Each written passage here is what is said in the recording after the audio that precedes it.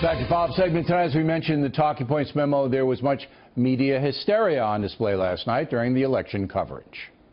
There is an underlying racism that we can't get away from that is a big part of this story. And also questions about can a woman be president of the United States right now? But the underlying racism, that was the theme, the idea of nativism, the idea of walling ourselves off in this country. This is now going to become policy in some ways. And joining us now from Miami, the purveyor, BernardGoldberg.com, Mr. Goldberg. So give me your assessment of the media landscape. Well, that soundbite from Carl Bernstein and a lot of the others that you played in the talking points, these are liberal commentators and analysts. And there's a tendency among liberal elites to see America through a dark lens. They often see racism and sexism, sometimes where it exists, and very often where it doesn't exist, where they just imagine it. So they figure Hillary Clinton lost. How could that be? It couldn't be because the voters rejected her liberal policies. It couldn't be because they rejected Barack Obama's liberal legacy. What is it? It must be, as Carl Bernstein said, the underlying racism and sexism in America.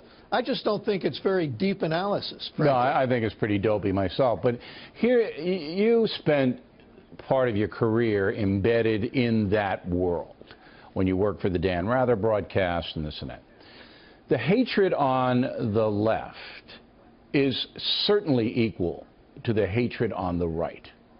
And people in various websites say the most revolting, disgusting things about people with whom they disagree.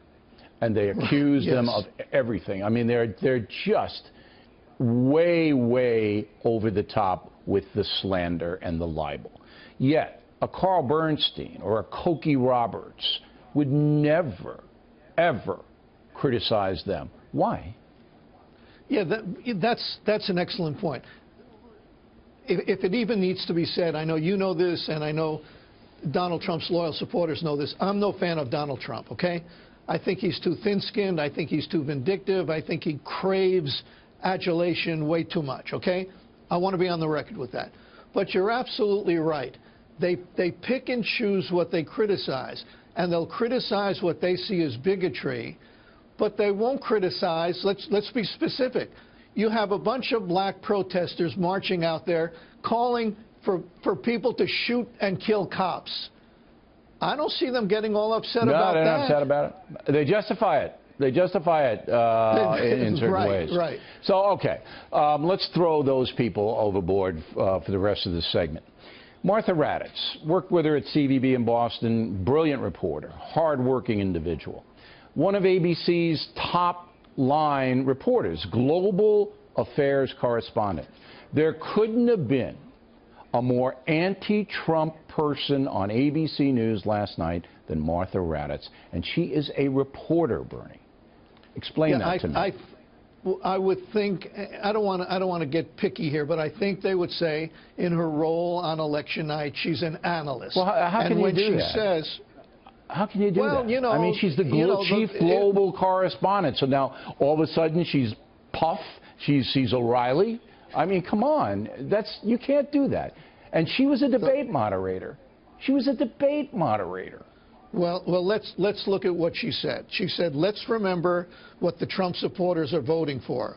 He asked for a ban on Muslims, build a wall. He offended Mexicans, the disabled, lashed out at a Gold Star family, and there was the Access Hollywood tape. Martha would say, tell me, Bill, what did I get wrong there? Here's what I would say. You're Martha, that okay? is a factual statement. You're Martha. Did you go down the Hillary Clinton litmus test? Exactly. Did you go down? Hey,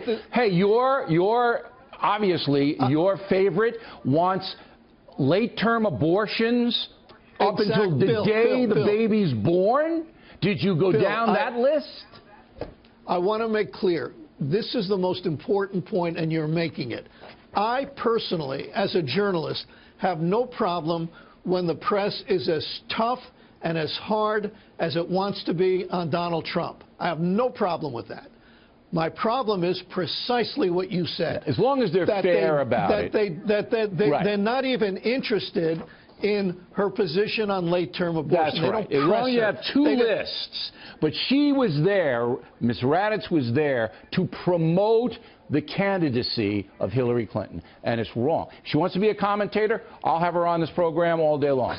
But don't tell me you're a chief global correspondent and then pull that. That's bull. Bernie Goldberg, everybody.